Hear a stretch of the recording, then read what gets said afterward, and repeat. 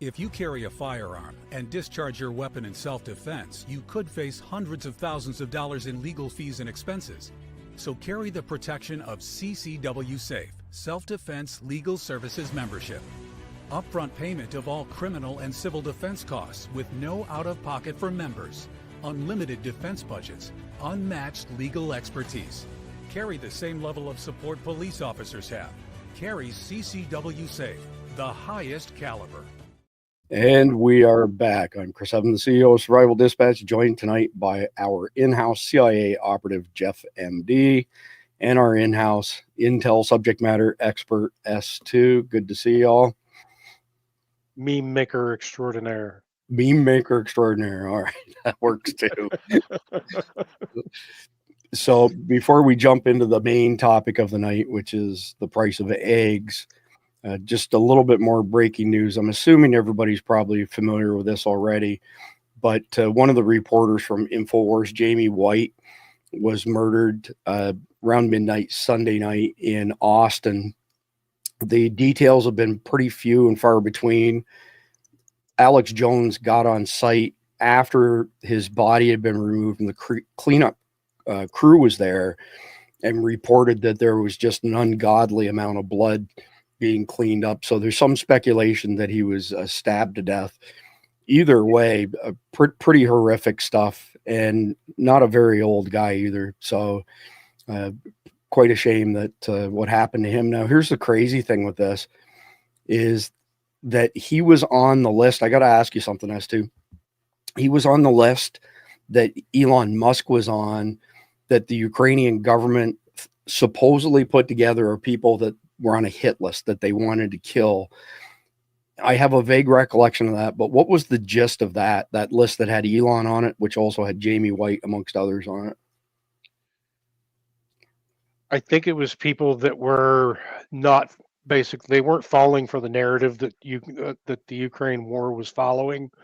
And they basically, I don't think it was the Ukraine government that put it together. I think it was our CIA that put it together, to be honest. Because they weren't following the narrative, and it was basically everything that was going on. They were blowing the top off of it before anything could actually happen. That makes a lot of sense. Jeff? Yeah, I mean, if he's on, you always wonder when you see somebody on a hit list and then they get hit. Could be a coincidence, probably not. And working for Alex Jones, I have a feeling you may have had one of these left-wing lunatics who are always calling for people to get killed, and then you had one left-wing lunatic who actually did something about it. You know, like the nutcase in Florida who tried to kill Trump with the kid in Butler. All you need is one loose cannon, one nutcase. So as I mentioned, details are pretty skinny on this particular story. I did read something from one of the networks in Austin who said that they thought it was a carjacking and that he wasn't necessarily targeted because he was a reporter with Infowars. We can't state with any, authority at this particular point in time whether that's the case or not. All we know is that he was a relatively young man in his 30s and that he was murdered, and it looks like he was murdered by a particularly brutal knifing. And then, coincidence or not, he was on this list of Ukrainian enemies target list. Jeff, did you want to announce that, or us too? Well, and then Chase Geisner's house got swatted earlier today too. Yeah, so he's another person affiliated with Infowars, and I only caught the headline on that. Is there any more details to that, or do all we know is that he was spotted? Okay, that's all we know. Yeah, wasn't sure or not. So tonight's episode is a little bit different than the usual format, and there's a reason for that. Seems to me the only thing that stays the same in life is that nothing stays the same. And it's funny, as I was mulling over how to handle tonight's episode, I thought to myself, when you're a slave to a process or a format, and I'll just use 60 Minutes as an example because they've used virtually the same format for as long as I've been alive, 50 plus years, is that it doesn't provide much flexibility depending on things being malleable, things changing. And I noticed a while ago that we can try and shoehorn the news into a hard format all we want. It doesn't mean that it's necessarily going to fit that way. So we're not making a permanent change to our format. You know, we've got chapters 1, 2, and 3, but tonight it didn't make sense to do a broadcast in that way. It would have been more contrived than anything. So we've got about 15 major topics that we'll cover, and then we're going to jump straight to chapter 3. There's no in between chapter 2 tonight, because I felt that those 15 news items that we're going to cover pretty much run the gamut across the board. And also, when I went to the AIs today and said, what are the top 10, 15, 20 news items, I was so under impressed with what they gave me for answers that I threw out the results. And I just went through all the stuff that I've been following closely and generated our list of news from that. So first thing I want to cover is this one that's up there. The Biden administration ordered 200 million egg-laying hens destroyed because they might get bird flu. So you're going to see different numbers depending on where you research it, but primarily over the time frame. So, and S2 will speak to this in just a second. But if you see a report, for example, that says there were 17 million chickens killed, that's probably over a month or two period towards the end of the Biden administration.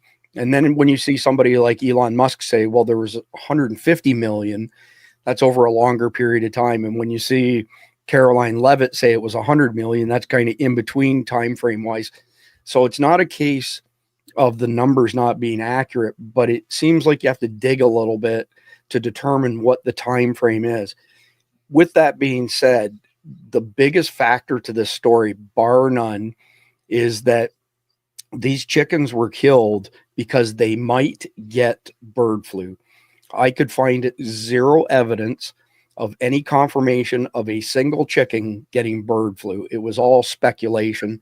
And Jeff will speak to that in a minute as far as the motivations for the USDA. So, you know, here's a headline off of Fox News, for example, and it says, you know, White House says Biden admin's killing of over 100 million chickens contributed to skyrocketing egg prices. Well, it did. Yeah, duh. It absolutely did. But in this whole article from Fox News, they don't say it's 100 million over 1 month, 2 months, 6 months, or anything like that. You have to dig pretty deep to find that information. But what you will find is that the bird flu apparently only attacks chickens and cattle, the food that we eat the most. Doesn't affect any other animals at all, except for humans, of course. Yeah, but of course. It's a pretty crazy narrow scope.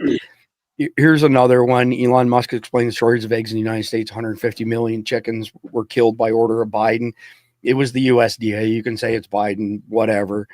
He's made multiple tweets on it like this one is true. There was an insane slaughter of 150 million egg-laying chickens ordered by the Biden administration. Again, USDA, maybe splitting hairs there. I don't know. And then there's a fourth article as well. So, Jeff, go ahead and then S2. Well, I was just going to say, if Trump's going to get blamed for any and everything that happens on his watch, then we can blame Biden for killing the chickens because it's his administration and the responsibility goes to the top. But what pisses me off about this is, okay, there's a bird flu out there. Why don't we do something really stupid or radical, like maybe take 100 chickens, isolate them, because guess what? Chickens don't fly. Isolate them in a facility, infect them with the bird flu, see which ones survive, and then breed those because they've got the immunity to it and they've got the resistance to it. And let's develop a flock of chickens that doesn't die by bird flu. Well, that'd be far too logical for a government. Give them herd, or in this case, flock immunity. Yeah, again, far too sophisticated to expect from a government agency. S2, speak a little bit to the numbers just to provide a little bit more clarity. So I don't have the full numbers, but what I do know is, you know, something Jeff and I were talking about before the show started. They basically left a parting bomb for Trump when Biden left office. And that was 17.2 million hens were culled in the period between November and December.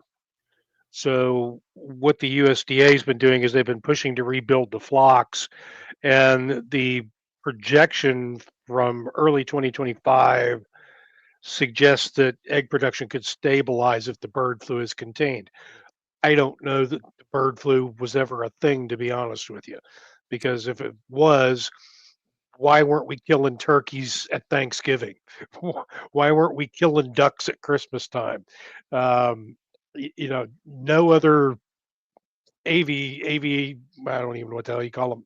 Avian bird flu. No bird type animal other than chickens were being affected. So Supposedly. But I can tell you, I have researched this thoroughly over the past couple of weeks, and I have scoured everywhere I could think of and could find 0 confirmed reports of chickens in the United States with confirmed avian bird flu. Not one. It was all done on the speculation that they might have it, but as Jeff said, and you said as well, they planted a bomb to make the Trump admin look bad. Nothing more, nothing less. And I went looking today for average prices here in Florida. So if you buy smaller eggs, like the medium size, the average price here in Central Florida right now is $3.98 a dozen. But if you buy the large and extra large, $5-6 a dozen. The Secretary of Agriculture said today that the national average price has dropped by $1.85 in the past week. I've got a video on that as well, but suffice it to say, simple economics, right? If you decrease the supply and you don't decrease the demand, prices spike and go up. It's not that complex, right? Yeah. And, my wife doesn't buy eggs. She refuses to spend $10 for a dozen eggs. But the other thing is you've got to replace the laying hens, and you start with chicks, and it takes, I don't know how many weeks for them to 19 to 20 weeks. Okay, so 20 weeks is your minimum. When you're starting with chicks, 20 weeks they start laying eggs. Once you start building that up, then you've got the momentum, and you can replace the eggs. But it's going to take a while. Well, what's really odd is you remember the so-called toilet paper shortage that we had, right? Toilet paper shortage. Yeah, well, they're also saying that one of the reasons why egg prices didn't get worse than what they are right now is because people started scaling back their use because, one, they couldn't afford them, two, because they were starting to go use alternative sources for their proteins. And so you can't store eggs indefinitely like you can toilet paper. Yeah, touche. Good point. So next up here, get a short video from President Trump regarding the price of eggs, interest rates, gasoline. Gas right now is reportedly the lowest it's been in 4 years since he was in office previously. But I can tell you, we're looking at around $1 a gallon less for fuel here in Central Florida versus just a month ago. So let's hear President Trump in his own words. But we didn't have these problems. I had no inflation. I had a great economy. He gave you high prices. You couldn't buy bacon. You couldn't buy anything. And also, I inherited a situation with eggs. The price of eggs was through the roof. Well, now the price of eggs has come down a lot. Interest rates have come down. Gasoline prices have come down. It's all coming down. It's all a beautiful thing. You can do it the right way, We're doing it the right way. And I have tremendous confidence in this country and the people of this country, much more so than if I sat back for 4 years and had a good time in the Oval Office. So, Jeff, go to you first. What are fuel prices like in Arizona compared to a month ago, 6 months ago? They're down. I can't tell you how much because, one, my wife always fills up, and two, we shop at a grocery store that gives us points off. So, the more food we buy, the cheaper our gas gets. But it is coming down. It's definitely coming down. And but our problem here is it should be coming down more, but we get a lot of ours from refineries in California, and everything in California is just broken. So every time they tweak a formula or raise a tax or do something stupid, our prices go up too. So just a quick comment before you step in, S2. There's a large contingency of Americans who will argue that the president has no effect on inflation. And that couldn't be further from the truth. The Biden admin refused to renew oil leases to drill on federal properties. And of course, they shut down Keystone XL and other pipelines in addition to that. Every single product in our country pretty much either gets shipped by rail, plane, or semi, or all of the above. And they all require fuel. So, for example, if I'm a business and I buy something for $50 and it costs me $25 in shipping to get it to the store, my cost is $75, not $50. And I have to put my profit margin on top of that. So if I buy something for $50, conversely, and only pay $10 to get it to the store, prices are going to come down. Every single consumer item has to be shipped. And if it has to be shipped, the price of fuel gets tacked onto it. When you decrease supply, so we didn't import any oil at the end of Trump's first tenure. So we had to go back to importing oil from other sources, which meant we paid more, which meant inflation was largely fueled by those fuel costs. Now we're going back the other way. He's renewing all the leases that Biden refused to renew, or Obama. And he's been begging the Canadian company behind Keystone XL to get involved. And I'm sure they will, because there's a lot of money to be made there. And last comment on that, the number of environmental disasters for X amount of gallons pumped through pipelines is absolutely minuscule to the environmental spills that happen when semis get in wrecks and trains get in wrecks. So at the end of the day, it's actually a better thing for the environment. But as to, I'm curious what y'all are seeing in the Carolinas for fuel prices.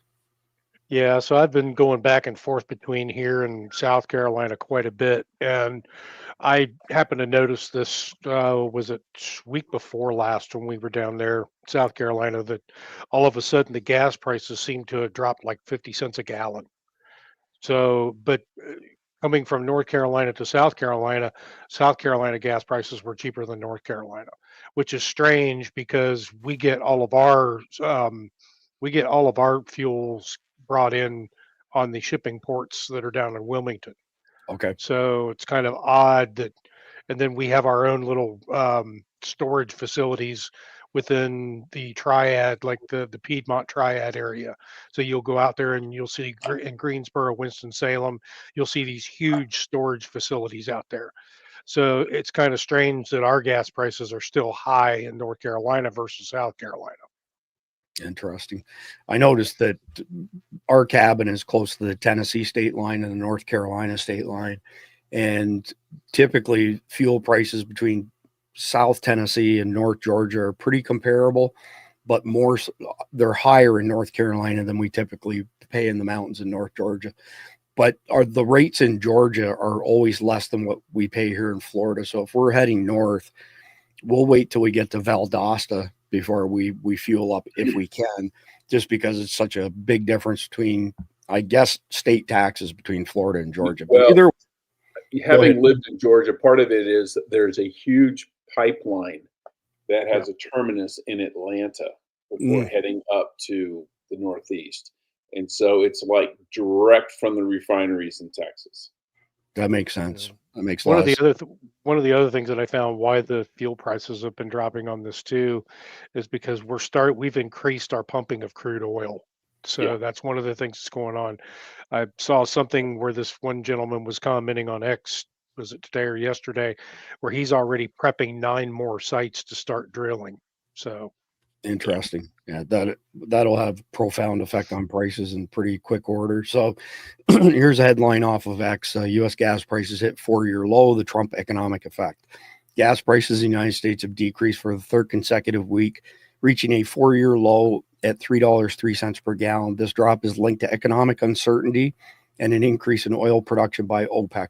Many attribute these lower prices to President Trump's economic policies, which are believed to be effectively managing inflation. Alongside the decline in gas prices, there have been noted decreases in egg prices and overall inflation rates, further credited to Trump's administration within his first 50 days in office. It's really not that complex from where I sit. If you allow the companies to go back, you renew the leases for them to drill for oil on federal lands, we have more supply. When we have more supply and the demand remains the same, the price goes down. It's not that complex. And all of those prices, as I said, if fuel goes up, you have inflation on every consumer good. If fuel goes down, you have reduced prices on everything out there. So it was 100% by design of the Biden admin to inflict economic pain on us. So here's the headline from the Secretary of Agriculture, Brooke Rollins. Egg prices drop over $1.85, lower than Trump era. Egg prices in the U.S. have significantly decreased, dropping by nearly $2 per dozen since late February 2025. This reduction was highlighted by Secretary of Agriculture Brooke Rollins, who linked the drop to government initiatives aimed at addressing avian flu and supporting egg production. The current price is even lower than when President Trump initially took office, suggesting a recovery from previous high prices caused by bird flu and other market factors. Well, the bird flu has been a non-bird flu. Again, it's the slaughter. It's supply and demand. You destroy the supply without a decrease in demand, the prices go up. Trump's just letting the marketplace work. It's the same thing that the communists did during Mao's communist revolution, the Cultural Revolution, and what the Russians did to the Ukrainians did the Holodomor. They just basically took food away and people starved. Yeah, so check this out. An Archangel 716 got gas today, $2.59. No onus on you at all, Archangel, but if you could maybe let us know what state that's in. I'm just curious to know where it's at. That I believe you. I'm just curious what state that's in. And I guess the next request for our audience is that if any of you come across verifiable information that any of these 200 million chickens culled by the USDA during Biden's time in office, that any of them had the bird flu confirmed, I would love to see that. You can send it to support@survivaldispatch.com. But I'm telling you, I have scoured far and wide and been completely unable to confirm that anywhere. All right, next up, right now that we're off the egg and fuel story, DOGE deactivates 200,000 plus federal credit cards. The Department of Government Efficiency has deactivated over 200,000 credit cards from various federal agencies following a 3-week audit. This action aims to curb unnecessary expenses, focusing on cards identified as unused or unneeded amidst concerns over government spending efficiency. Jeff, I'll go to you first. That's a lot of credit cards. That's a lot of credit cards. And offices will have an office credit card to go, to buy stuff, toner cartridges and crap like that. Because most offices don't pay cash, and a lot of places don't want to bill the government because they take too long to pay. So they'll have a credit card. Now, one of the things they may be doing, which can screw people up, is if you have an alias persona, let's say, like I used to have, I had 5 at one time. Well, they all have credit cards because if you use them to fly somewhere, but you really don't use the credit cards that often. So, they can get nuked for inactivity, because you're not using that identity. So I hope they're kind of taking that into account, because the last thing you'd want to do is have to fly to Istanbul and your credit card doesn't work. Yeah, no I used to kidding. have 2 credit cards in a lot of my aliases, just because you always get one good charge off a credit card. Because I was in the Middle East, and they basically put a freeze on it for suspicious activity because I started using it in Dubai. And it's not like you can just pick up the phone and call them and say, "Hey, can you turn it back on?" I'm a spy over here in Dubai. I need you to turn this back on. Yeah, so you use your other credit card to get one good charge that'll get you home. I was just thinking S2 is a poet and he doesn't even know it. Yeah. But look at some of the prices. The other thing they found with these credit cards, they found that there were more credit cards than there were users. Oh yeah. So just some interesting numbers. So Woody's in Central Oregon, and the highest price that's been reported in any of the chats at $3.83 a gallon. And then Tune Master says $3.09 in the thumb of the mitten. In Michigan, somebody was $2.39 right there. Jeannie Rogers, $2.39 in Texas, $2.99 in suburban Chicago. I'm surprised that that's not much more than we are here in Central Florida right now. And Archangel 716 was in South Carolina, by the way, when he quoted the price. He paid $2.59. So that's that corroborates what I said. Yeah, exactly. So, all right, moving on to the next headline. This one is pretty interesting. I'm dying to hear what both of you have to say about this. FBI Director Kash Patel has requested a secure direct communication line from both his residence and FBI headquarters to the Oval Office. This request reportedly aims to bypass Attorney General Pam Bondi, which deviates from the established chain of command. The move has sparked questions about protocol and authority within the administration, with no immediate official response from Bondi. Jeff, what's your take on this? Is this just a nothing burger? It's just something that happens sometimes? Having a secure line in your house when you're the head of an agency like that is not a big deal. I mean, No, but I meant circumventing Bondi, the chain of command. I don't even know that that's really necessarily circumventing Bondi. Okay. I think this is standard practice. I had a secure phone in my house one of my previous locations, and I would use it because if I got an emergency call from the FBI at 2 a.m, I couldn't talk to them on the regular phone, and I didn't want to drive all the way to the office to take the call. So I had a STI, which is a secured secure communications and telecommunications terminal. Okay. And it had a key, but the key was actually looked like a credit card, but it was a key which I had to store separately in a concealment device and all this stuff. But yeah, I was nowhere near his level. So, and I had one in my house. Yeah, I mean, it wasn't the security of the line that interested me as much as the insinuation that he was going around Pam Bondi. I mean, even the retard finder, I've got a link coming up here. He found Pam Bondi. Like the ultimate insult on X these days is for the. Oh, he's going on the warpath on Bondi because of the Epstein files. I know he is. It's but you also got to realize a secure phone does not go just to the Oval Office. It can go to any other secure phone anywhere in the world. Right. I used to call my office in Pennsylvania from Afghanistan. So you can call anywhere. So yeah, it's not a bat phone, or it's not the red line from between us and the Russians. He could call Pam, he could call Tulsi Gabbard, he could call anybody else who has a secure phone. So this story, just for context, this story was written by the Wall Street Journal. So that tells you everything you need to know. Yeah, stir enough trouble. It's a nothing burger. Yeah, and that's what my gut told me when I first saw it. But I'm glad that you could confirm that. So next one up, we've touched on this. I think Jeff and I in particular have touched on this. And I don't like the language that's used here, by the way. So keep in mind that when X compiles a trending list, latest news, etc., it's gathering information from multiple different sources, and it uses the language used by those sources.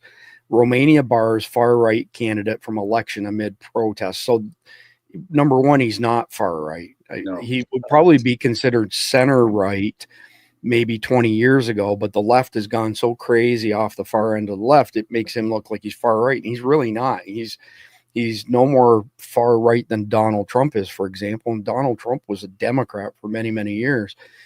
So he won the first round of the election, and the European Union nuked it and said, no, Russia interfered vis-a-vis TikTok. And now, I think you mentioned it last night, actually, Jeff, that he was arrested on bullshit trumped up charges and is now not allowed to run in Romania. Because he's been arrested, because he has his criminal record or something. It's like, well, yeah. their elections is nothing but an installation, just like we saw in 2020. I mean, I don't know if you want to add more to it, but I want to give S2 a chance since he wasn't with us last night. Real quick, they've done to Georgescu everything they tried to do to Trump, short of a rape allegation, and I'm sure that's coming. Give them a minute. Right. And S2, I mean, there's only so many ways to take this. Either they're bad people, which they are, or they're not. So I know that you're on the right side of this, but do you have any other pearls of wisdom to drop on us? Well, Jeff kind of stole my thunder with that last statement, but yeah, there's the EU for starters. When do they start calling the shots in Romania?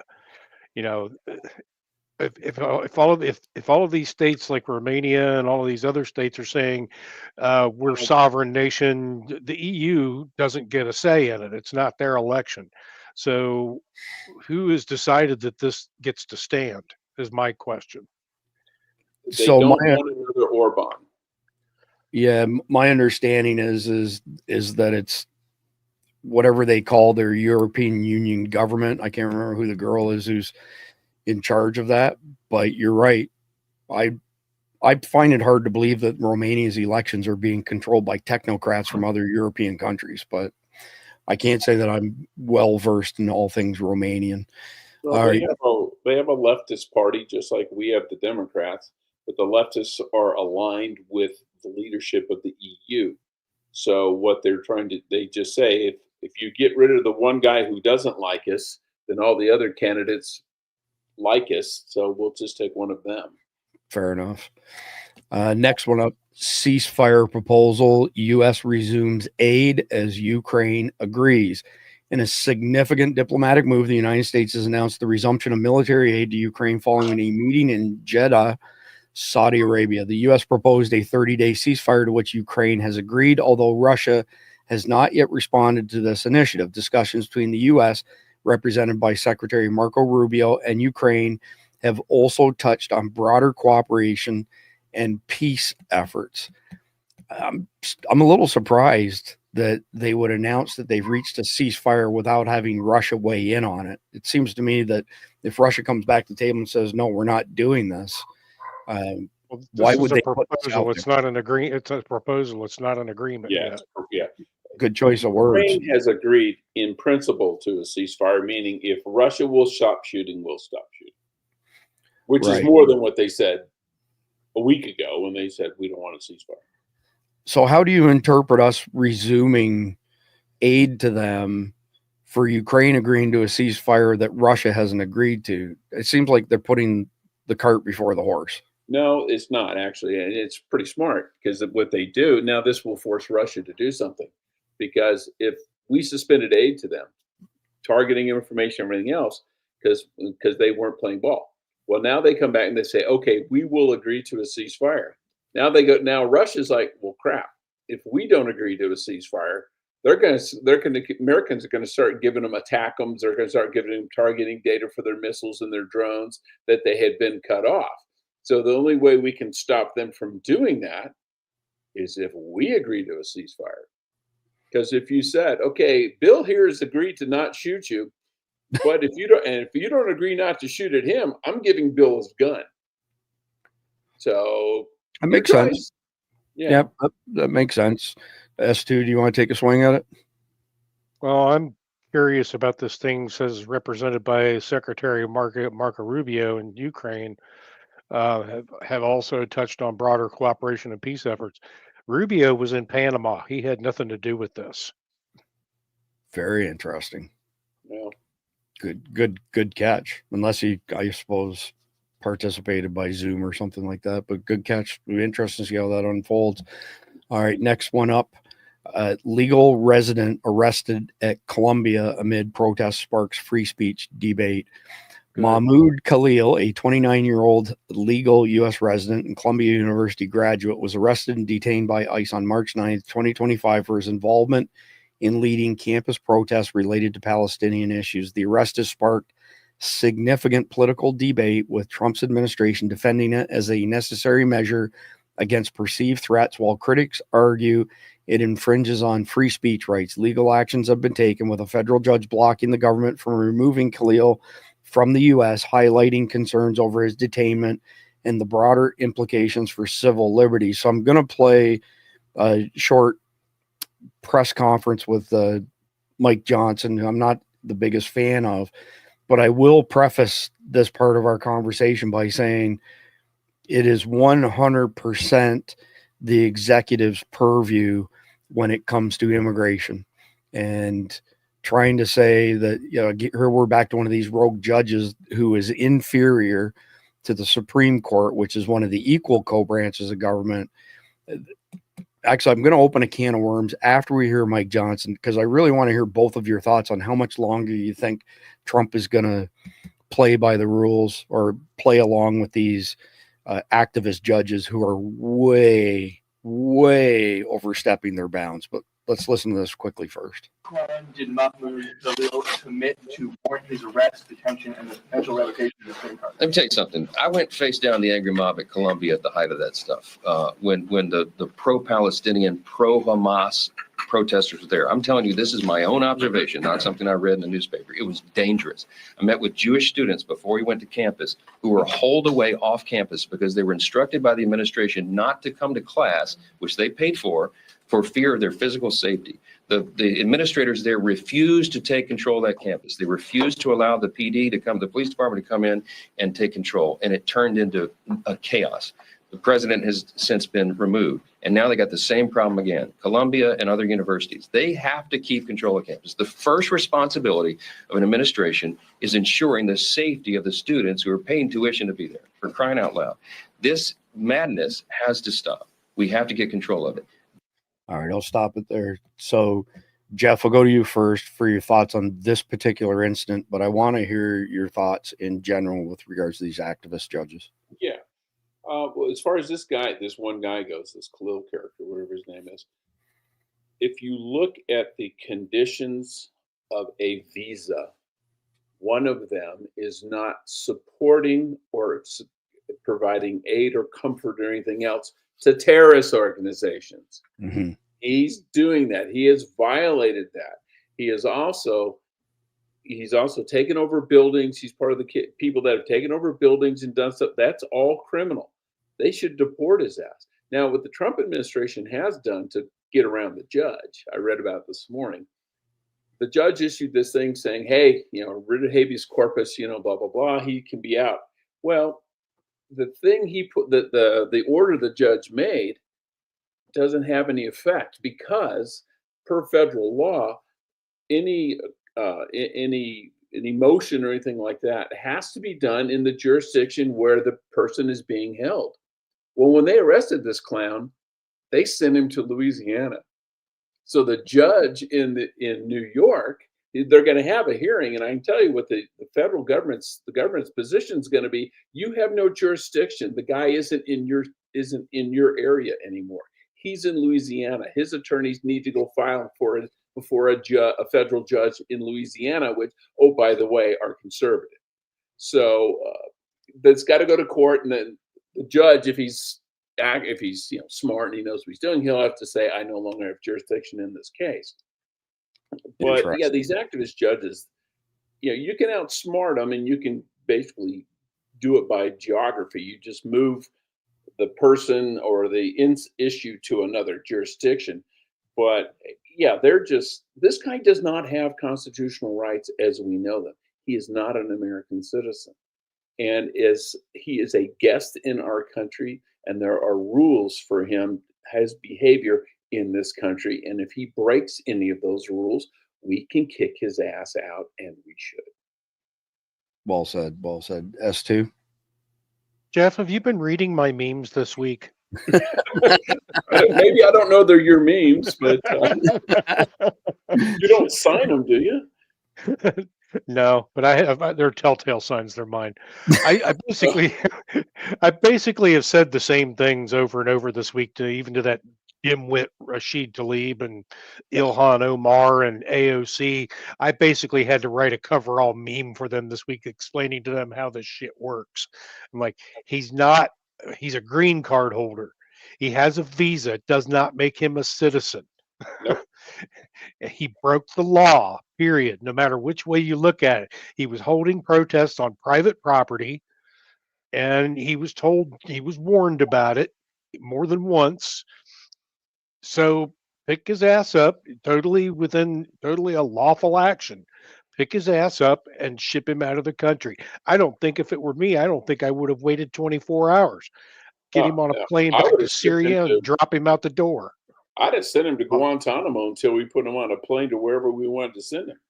Well, then he'd really be out of the judge's jurisdiction. Yeah, I said get him off the U.S. soil. Yeah. Good. Touche. Well, they've actually caught his counterpart now too. So Yeah. there's another one that they're looking at getting rid of. Saw Yeah, that. it is against the law to make terrorist threats against a person based on their race, which is Well, exactly. and the whole thing that I have a problem with is everybody's bringing this. I know this battle between the Jews and everything else, but this isn't about the Jews per se. No. The Jews are the excuse. This is about the spreading of Islam across the world, and that's exactly what's going on. We're seeing it in England, we're seeing it in Germany, and other places as well. They have taken the ground, and the Quran says is that once the Islamists take ground, it stays Islamist forever. Mm. Yeah. Yeah, true story. All right. Appreciate the commentary, guys. Next one up. The family of Enoch Burke, an Irish teacher jailed for refusing to use they, them pronouns for a transgender student, is traveling to Washington, D.C. This visit coincides with Michael Martin's scheduled meeting with President Donald Trump during the St. Patrick's Day celebration. While it's speculated they might be meeting with political figures, no official agenda or invitations have been confirmed.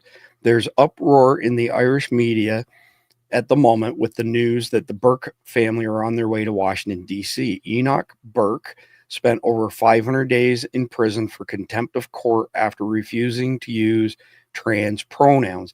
His family hold politicians to account at every opportunity. 2-minute video. I'll just play a small portion of it. Have you anything to say Michael Reagan. Michael Reagan, an incredible CD. So what have you to say about Enoch Burke? What have you to say? Hey, you don't take my phone. Sorry. What are you doing? Sorry, go on.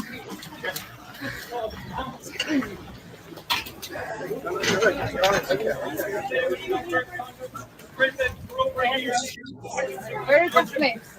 So I'm going to stop there because that's enough to get the gist of it. But these unhinged woke progressives have been going after this guy right from the get-go, and he was given the opportunity to repent, and he wouldn't have got such a long jail sentence. And he said, "No, I'm not doing it. I'm not being sucked into their psychopathy, and I'm not going to give them those stupid pronouns."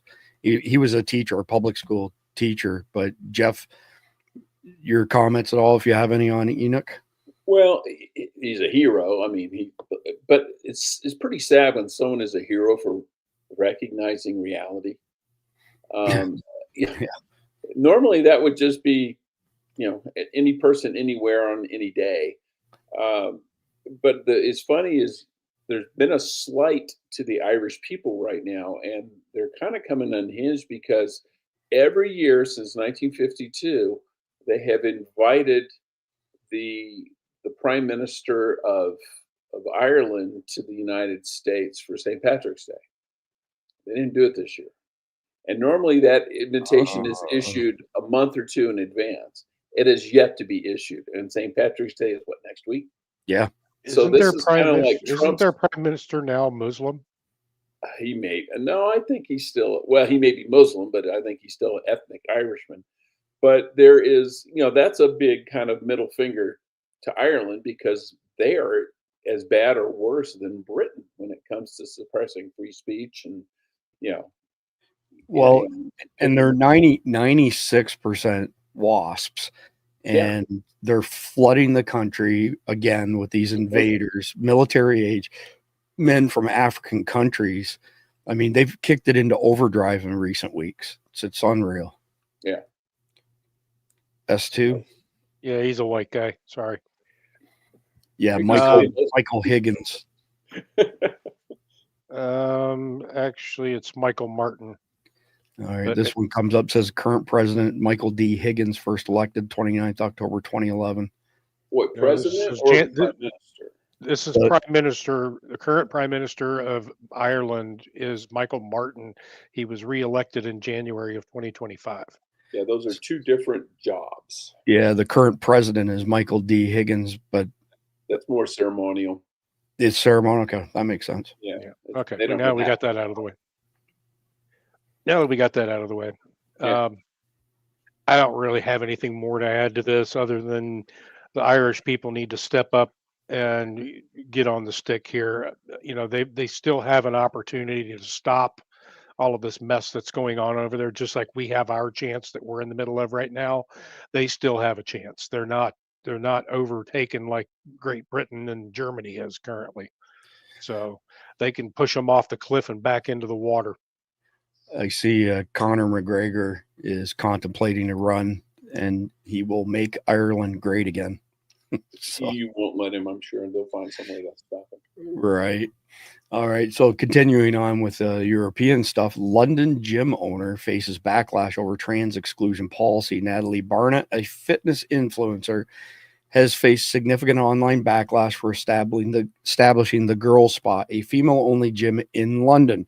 Her decision to exclude transgender women from the gym, aiming to create a safe space for biological women amidst concerns of harassment and violence, has sparked a wide array of reactions. Some see it as discriminatory, while others support the initiative as essential for women's safety. And then J.K. Rowling weighs in, let us in your gym or we'll kill you, say men who pose no risk to women whatsoever. And she's been at the top of the hate list for transgenders, right? What do they call her? A TERF, a trans-exclusionary something? Radical feminists, right? Radical feminist, right. So having a vagina makes you a radical feminist these days. Good to know. I'll make a note of that. Duly noted. As opposed to what a real feminist is. Don't open that. Don't open that. Bad, ugly, man-hating lesbian. Yeah. Jeff, any comments on having a women's only gym? Oh, I'm just wondering how long before they close it down. They'll pass a law somewhere saying you can't do it.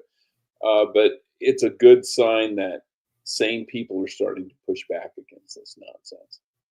Yeah, 100%. I don't know if there's anything you want to add to that or not, S2.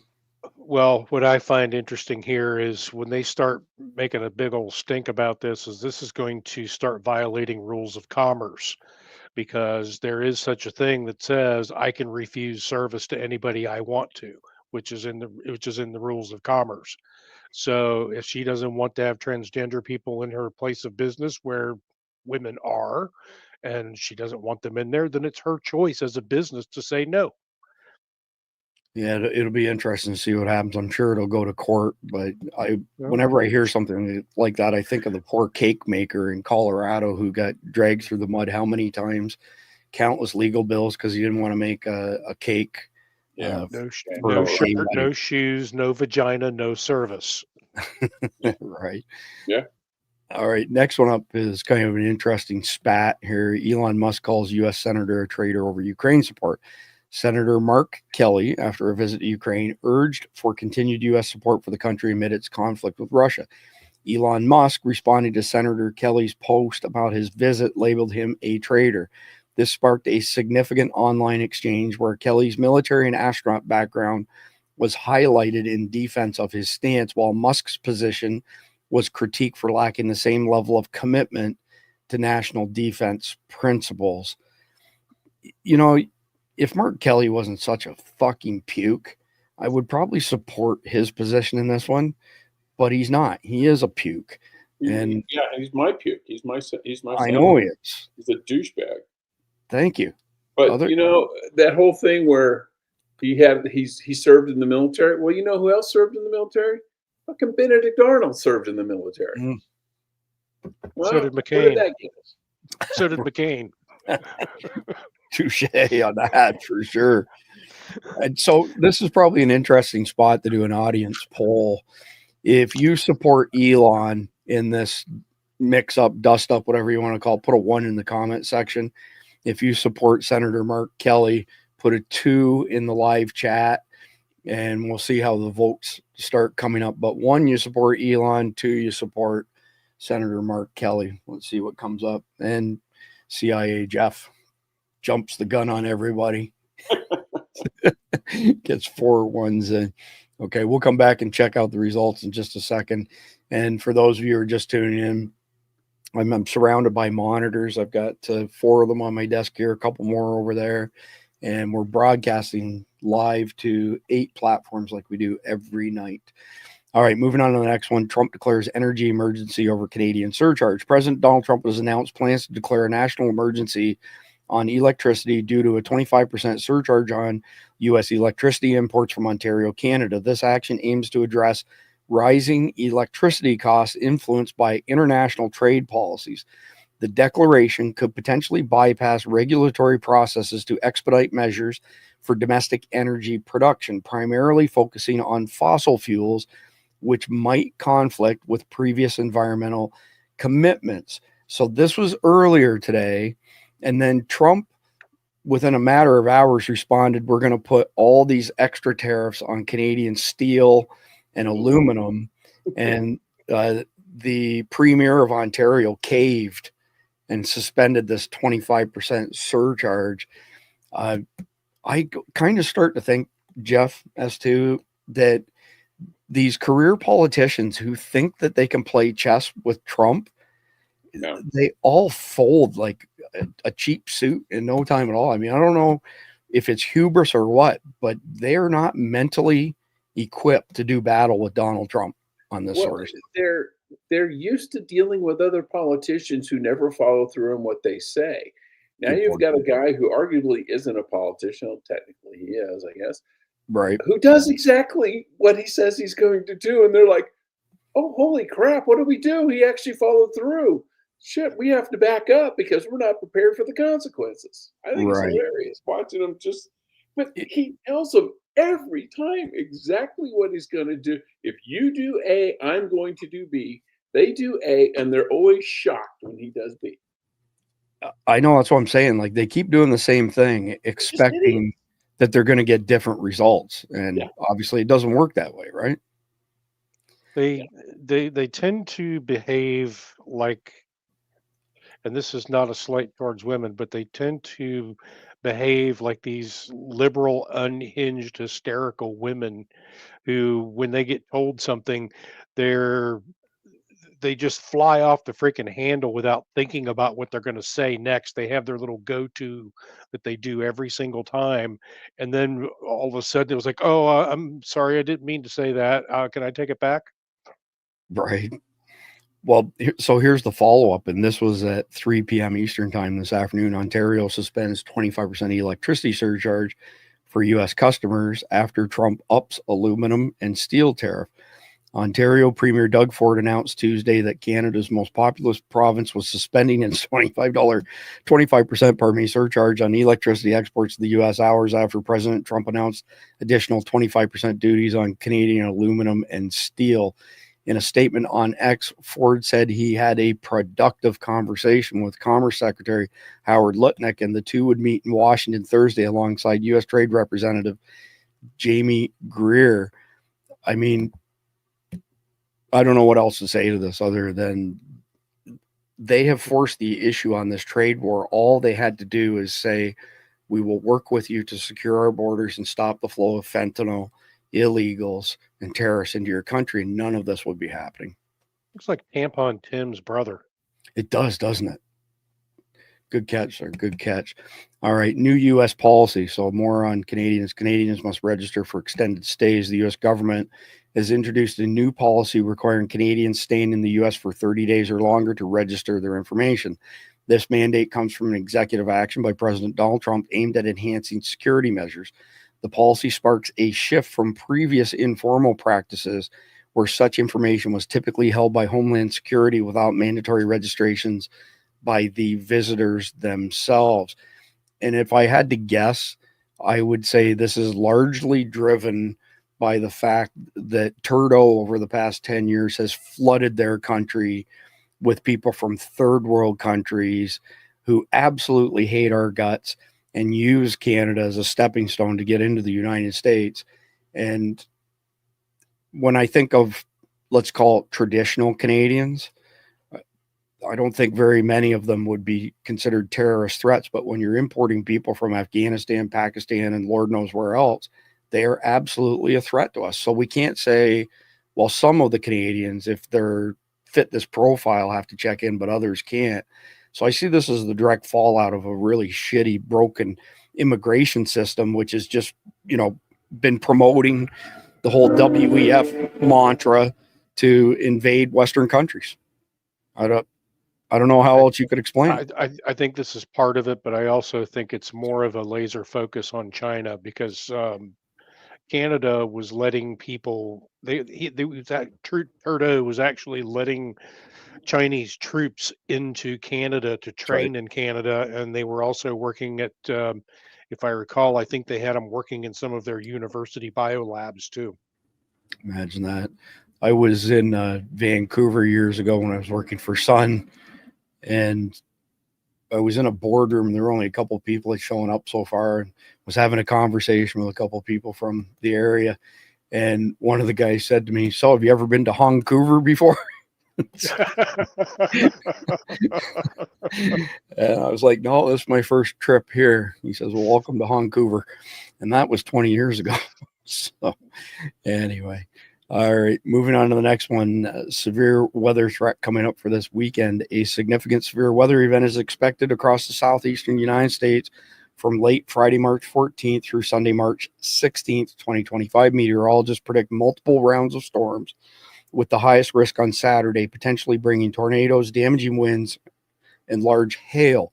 The threat spans from the Mississippi River Valley to the East Coast, with particular concern for the Deep South and Dixie Alley. Residents are urged to prepare for severe weather, ensure they have multiple alert systems in place, and stay updated with the latest forecast due to the high confidence in the severity of the weather conditions. So our friend, Dr. Jason Dean from Brave TV, lives in Longwood, this side of Orlando, and his street was where the tornado touched down in Orlando yesterday.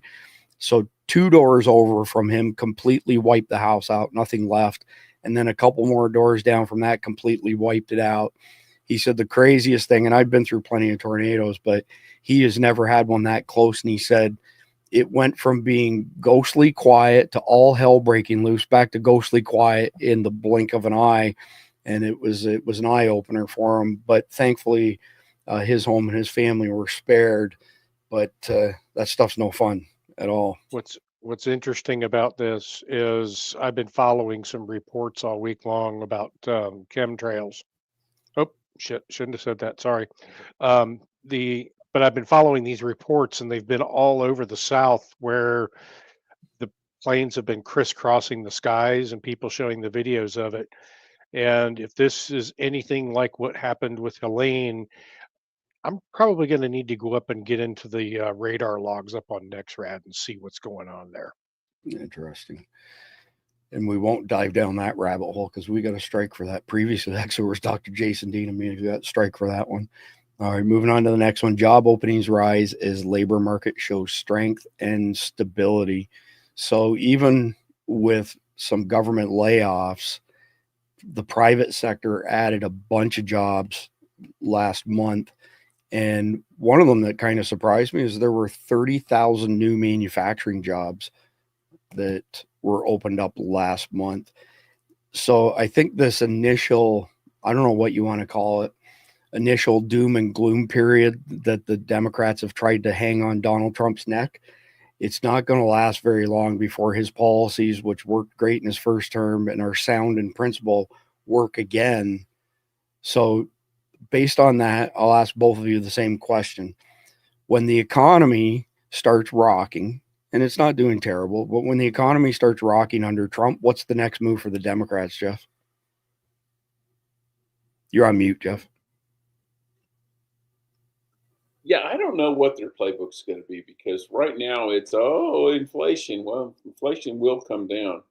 And yeah, and then they're screaming about, you're shutting down big chunks of the government, but that's not everybody says great. So they, everything they're trying to throw against the wall ain't sticking. And they're on the 20 side of every 80-20 issue out there. So I don't know what they're going to do. I don't see them being smart enough to take a step back and restructure their message and become the Democratic Party of the 1970s. Yeah, I really don't know, because there used to be sane people in the Democrat Party. There were conservative Democrats. There was, pragmatic people like Tip O'Neill and Sam Nunn who could say, okay, I don't agree with you on this policy or that policy, but we're all Americans, so let's make sure this economy thing works. They only have play left. There's none of those left. Manchin was probably the last one, and he's retired. So there is a play left for them. What do you say? Oh, they're starting a war? Riots. Oh, wow. Yeah, that's entirely possible. To do riots, you got to have something to riot about. People aren't going to go riot because prices are down. They're not going to riot because unemployment is down. No one's going to riot because IRS fired a bunch of IRS agents. They're going to have to create something, a George Floyd moment. That's what I was going to say. They created George Floyd. Yeah. But Black Lives Matter has lost its oomph because everybody has realized it was just a grift. And I mean, DC is probably the blackest American city, and they just tore up Black Lives Matter Plaza because they knew which side of their bread was buttered on. Well, that's one of the things. That's one of the things they're ginning up right now, is this whole thing with Palestine. Take a look at the signals here. They just arrested this Mahmoud Khalil, and they're continuing on. That didn't stop these kids at these colleges from doing what they're doing. So they're going to throw everything at this they can. It might get some of the kids stirred up. It's not going to get the average American stirred up. The people who go to work every day, they don't give a rat's ass about some Palestinian kid going to an Ivy League school on our dime gets deported for being an asshole. The average American's going to say, great, just like everything else Trump's doing. My point that I'm making here is the only play they have left is kinetics. Yeah, they're going to have to try and start riots, but they're going to have a hard time finding an issue that even a plurality of Americans give a rat's ass about. Yeah, most likely. All right, so last story for our first chapter, and then again, we're no chapter 2, straight to chapter 3 tonight. CCP activists smear Americans as racist for securing their land from foreign adversaries. So we've got Attorney General Andrew Bailey from Missouri last week wins his case against the Chinese for Charlie 19 damages, and they either pay him $24 billion or pay Missouri $24 billion, or Andrew's going to start confiscating their land. Well, now there's a movement afoot, and it started in Texas here, by the way, where there's a bill, Senate Bill 17, to basically say if you're a hostile foreign entity, you can't buy land in Texas. And now it's being spun up to say that this is racist, anti-Chinese policies, and trying to paint the Republicans as the bad guys because they want to stop land being purchased by the CCP, the Chinese Communist Party. I don't see it that way, but Jeff, I'm really interested to hear on your take first. You're on mute, Jeff. If they want to dispel the whole racist thing, the first person they offer the land to and they confiscate it is Taiwan. That way they go, well, they're ethnic Chinese, they're just not commies. Or give it to a black person. Or give it to a black person, or just pick another minority. But we have a right to say, okay, we're in essentially a Cold War with you. We don't want you owning property. But ask yourself this: how much Chinese land is owned by Americans? Zero. Right. All right. So that is it for the opening chapter. We have a very short message from our friends at Sawyer Products, and we will be right back. Or we should have one from Sawyer. The Sawyer Mini is the most versatile personal filtration system available. It's a perfect solution for backpacking, hiking, hunting, fishing, scouting, international travel, and emergency preparedness. At a mere 2 ounces, the Mini fits in the palm of your hand and can filter up to 100,000 gallons of water from any freshwater lake, river, or stream. The Sawyer Mini has a 0.1 micron absolute pore size. It was tested to 10 million parts of bacteria and 1 million parts of protozoa without a single breakthrough. This is the highest level filters can be tested to, so we're confident these are the highest rates of filtration available.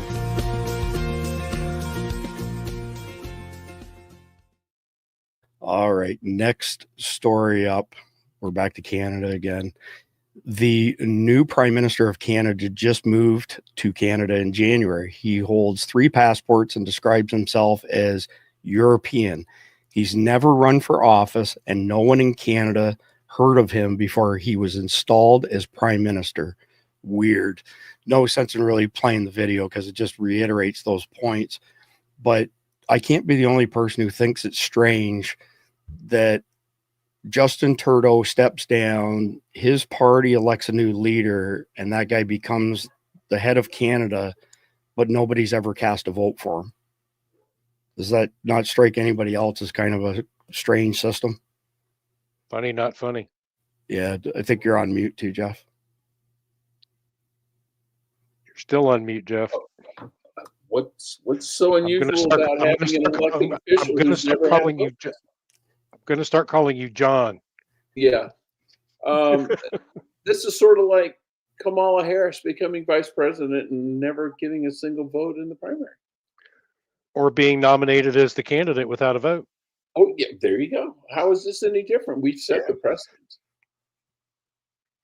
Yeah, exactly. It's a crazy system. But anyway, moving on from there, Elon Musk says this is what fixing government computer systems feels like. I shit you not. I have a story about this. And I came back to Elon and I said, you ought to try working at IBM. We had a section in one of the IBM data centers. If you go all the way back, we tore out all the labs and everything to turn it into the cloud center. But if you go all the way to the back, they had all of the old Unix systems and everything running in the back. And they had the ladder cables, wiring ladder cables running across the top. And they had something that looked exactly like that hanging out of it. Wow. Crazy stuff for sure. It's probably still there. It looked like New York when they first started doing telephones. And Right. They have telephone poles that would have thousands of wires on them. There's no multiplexing in those days. Right. So, all right. Next one up. Female high school runner sues District Sports Association over second place finish against trans female. Good on her for taking this type of action, but my position hasn't changed in this. I think that any women or girls who are told that they're going to be men competing against them should just not compete. If nobody shows up to compete except for the mentally ill transgender people, the system will correct itself. And they should go hold their own race in an unsanctioned fashion and not allow these men to compete in their space. I don't know if there's really much more to add to this because I think we're all pretty solid on this. The problem you'll have is you'll have a girl who would have normally finished 23rd will compete because she'll get the silver medal because it'll be her and the dude. And if everybody else doesn't race, she can collect all sorts of medals she'd never be getting otherwise. Yeah. Anyway, not overly complex. I think it's been made more complex than what it needs to be honest with you.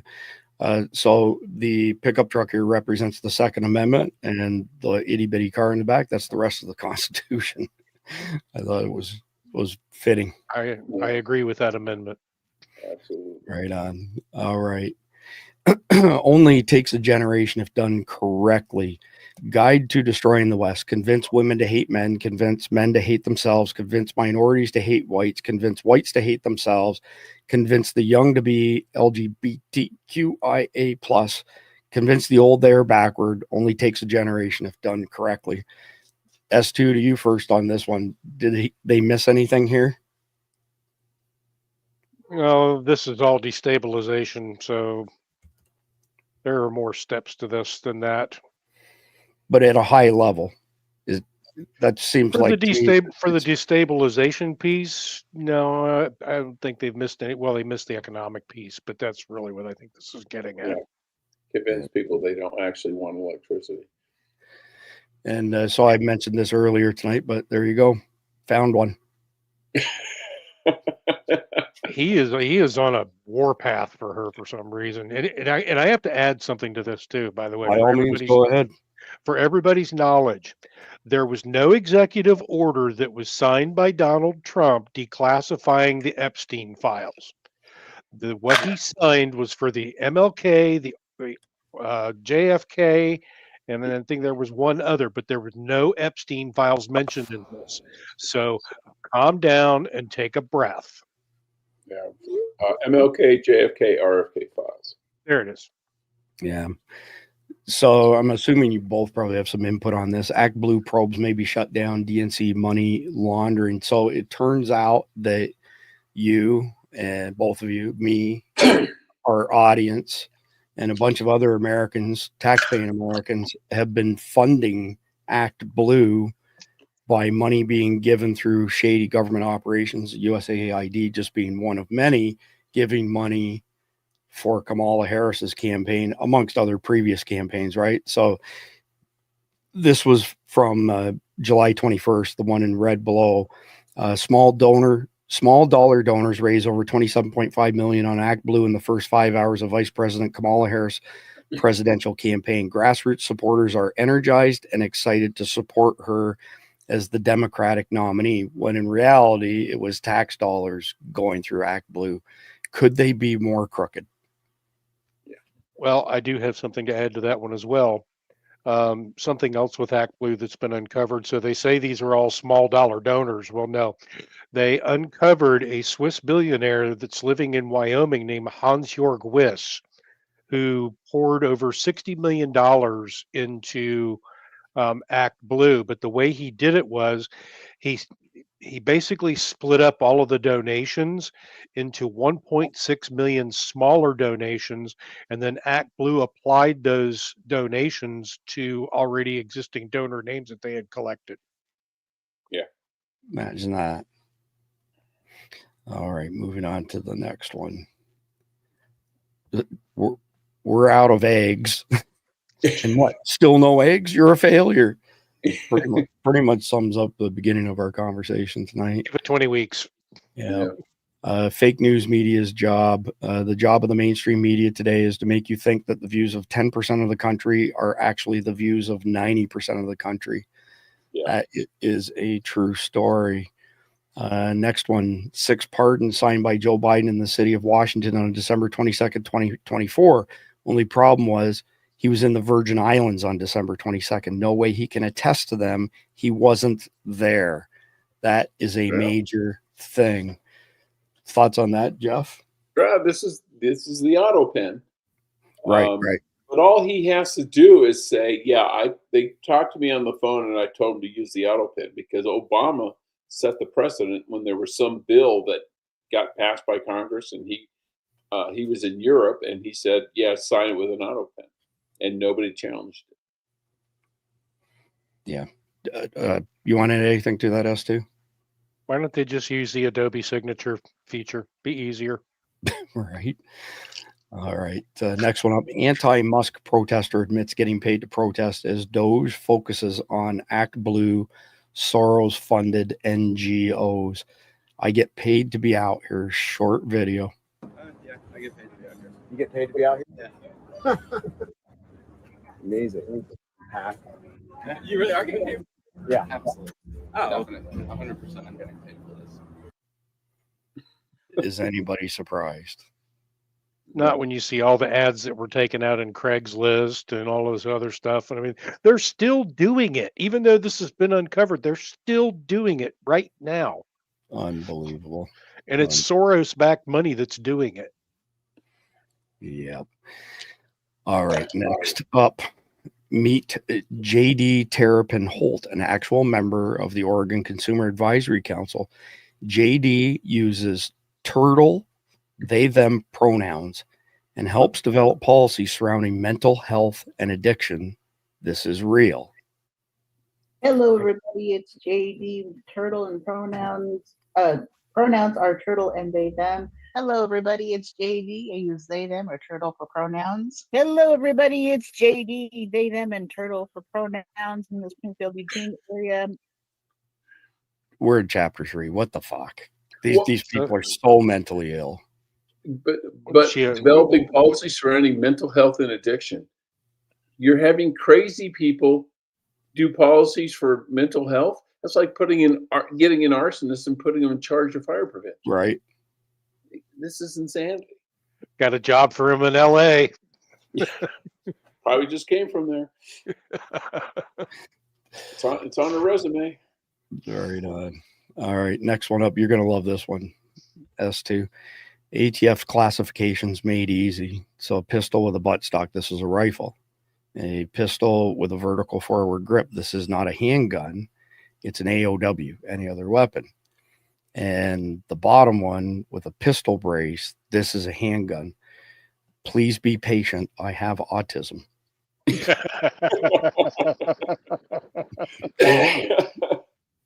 Oh, God. Not to mention you need glasses. Yeah, exactly. So that is it for the short chapter 3 that we had tonight. So homework wise, again, we didn't have a really main topic other than eggs and fuel prices coming down. So as far as homework, what y'all can do in the audience in light of that, just 2 quick asks on our part. Number 1, share Survival Dispatch news with everybody in your circle and help us spread the truth. And number 2, stay informed and sign up for Liberty Club tomorrow, not tonight, libertyclub.net. And the reason I said not tonight is I'm just waiting to hear from some techs who are on site that are flipping our internet connection over to a much better one. So we'll have to go through some updates to pull that off. So don't sign up tonight, but sign up tomorrow for libertyclub.net. And we are really the only true freedom of speech platform out there, thanks to Todd Callender investing his money in it and my team building it. I showed something on X. I can't remember if I showed it to you guys or not, but I was put in the penalty box because I jokingly referred to a retarded fag, as we're supposed to do under Trump's new executive order. And anybody who thinks there's no censorship on X, Facebook, Instagram, all they do is pay lip service towards freedom of speech. It's not real. So other than that, the only thing I've got is patreon.com/survival dispatch, $9.99 a month for an insider account. You get our daily sit rep as links to everything we cover on the show. And you also get an invite to our private signal chat, which is crazy busy. S2 in particular dumps massive amounts of intel on people there. And speaking of S2, we're at the end, conflicted question, and we're done. Okay, here we go. Before I do this, everybody smash that like button like you hate it. I second Here we go. Imagine a small town in the Midwest, surrounded by farmland and a river that runs through it. In early March 2025, a sudden polar vortex brings record-breaking cold, dropping temperatures to -20 degrees Fahrenheit and 29 Celsius for you people on the metric system for several days. At the same time, a mechanical failure at the town's only power plant knocks out electricity, leaving residents without heat or light. The river freezes over, halting barge traffic that usually delivers fuel and supplies and food. Local authorities estimate it could take a week to restore power, and roads are icy, limiting immediate outside help. In a scenario where your town loses power for a week during extreme cold with no immediate access to fuel or supplies due to a frozen river, icy roads, what's the most effective way to prioritize and maintain heat, food, and water for your family using only what you can realistically store or source locally? So I think a week is a pretty short period of time, to be honest with you. And hopefully everybody in our audience could sustain themselves for a week with what they have in their cupboards, so to speak. So I don't know that there's anything special there other than, if you live in a northern climate, is to have some backup source of heat just as a precaution, no matter what, whether it be a wood stove, fireplace, whatever the case may be, generators that you can run, electric heaters, propane heaters, something like that. and it's back to the same old, same old. You should be prepping for the most likely thing in your geography. So, for example, if you live in the Southeast, it's hurricanes. Maybe if you live in the Northeast, it should be prepared for power outages during the winter time so that you're prepared for this sort of thing. So that's really all I've got. Jeff, and then S2, bring us home. Well, I would have, you should have food already. I think the main thing would be heat, because in that situation, I would also be looking at what can I do to minimize the damage to my home, pipes freezing and bursting, things like that. Because even if you have a fireplace, wood burning stove, the walls, the attics, and all that will probably drop below freezing. So I think that the smart thing might be to turn off the water to the house. We'll fill up water sources, and then maybe even turn off the water to the house and kind of bleed the lines a bit. So if they do freeze, they don't burst inside your walls and cause you a nightmare when the power comes back on. Good points. Good points. S2, all you. Well, like I'm with you, Chris. That's a week is a pretty short period of time. You probably, if you're in this group, you probably already have food, heat sources, put on some damn clothes. I've been in 20-degree heat or negative 20-degree temperatures before and found that we didn't even have to run the heat. We just put clothes on. Right.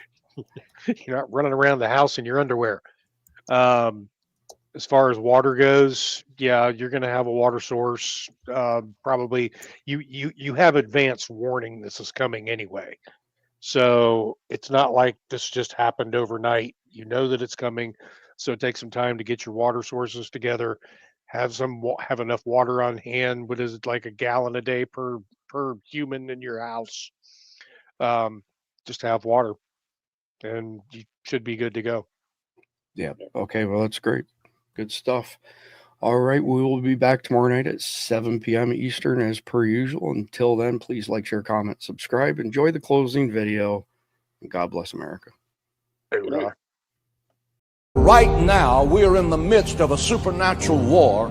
This is a war between light and darkness. It's a war between good and evil. It's a war between Christ and Antichrist, with demonic forces, highly organized, totally ruthless, committed to destroying you. And that those demon powers will attack your mind, and attack your body, and attack your marriage, and attack your finances, and attack your children, and attack your relationships, and attack your church. Put on the whole armor of God and stand beside me and take the word of the holiness of the Father. Fight the good fight of faith. Resist the devil and he will flee from you. He says then you need a breastplate called righteousness. But he doesn't stop there. He says you need something for your feet. They better be shod with the preparation of the gospel of peace. Then he says you need a shield, and it's called faith.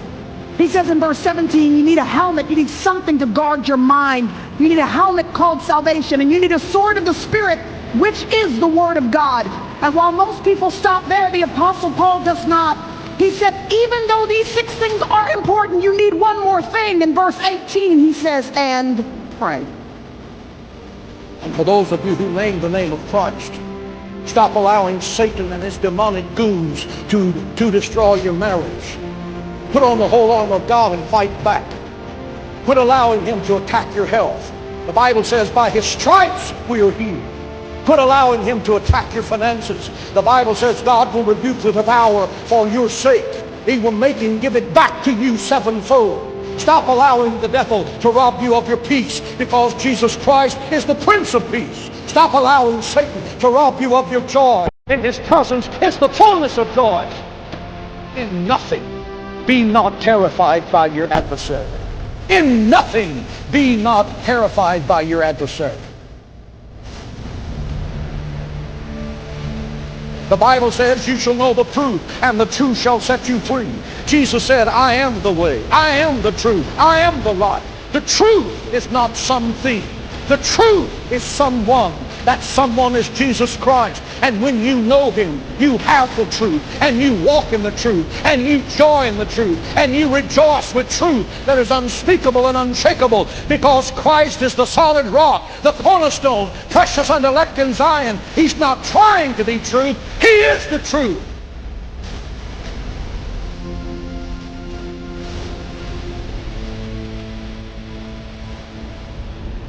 I want to put on the whole armor of God and come out fighting with fresh fire, that I can be counted worthy to be numbered among the New Testament saints.